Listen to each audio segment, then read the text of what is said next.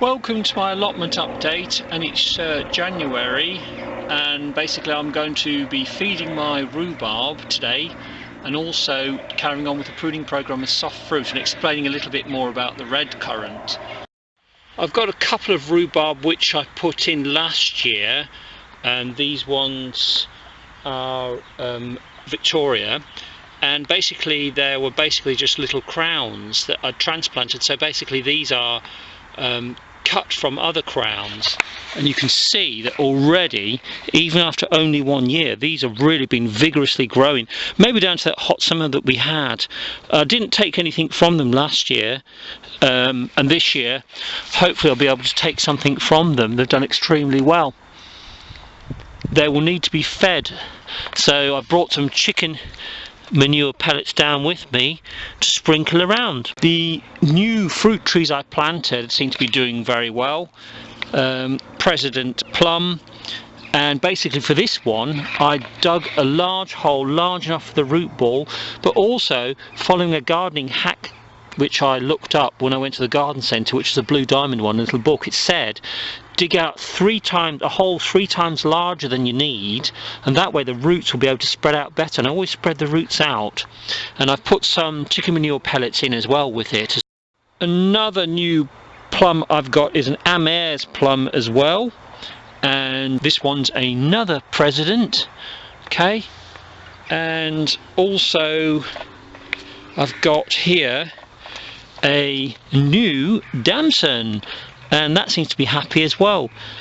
My cherry trees, there are 2 varieties. I've got Morello, and I've also got a sweet cherry, and basically you can see what I've been doing, where I've been spraying them with a dilute vinegar mix. That's really helped to get rid of this canker and oozy sap, so that's looking happy.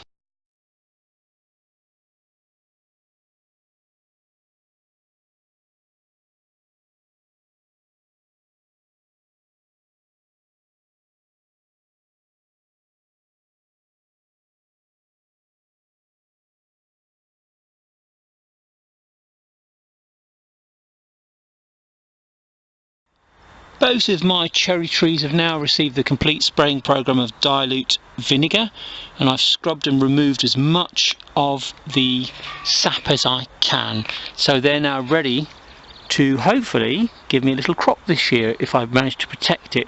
People around these allotments tend to use nets once the flowers have been pollinated, and just to stop the wood pigeons from eating the cherries. They'll even eat unripe cherries, and birds can sometimes pick off the blossom, but you do need pollinators, so you can't net it before it's been pollinated. This cherry tree was the worst one and had the most canker on it, and the spraying program has worked very well. I'm not going to spray it anymore now. The buds are probably just about to burst. Probably late January, early February they'll start, so I don't need to spray anymore. Now, very interestingly, one of my bay trees has just got loads and loads of berries on it. It's the only one of them, and I've got quite a few of them. So it makes me wonder whether they come in like a male and female variety. This is our Oregon grape, and as you can see below these beautiful yellow flowers, we've got the berries forming, and these will turn like a sort of a black colour. Oregon grape.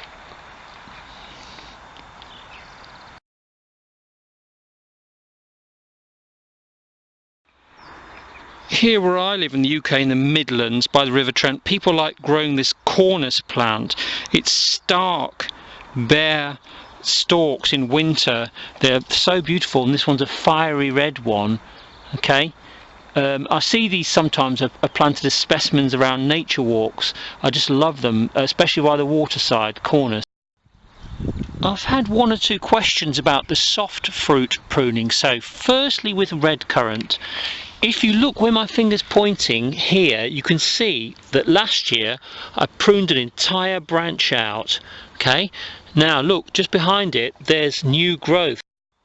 Here we have a red currant bush which has been pruned, but one of the older branches, which is this one here, I'm just going to put my hand on it to show you. See this one here, which I'm wiggling?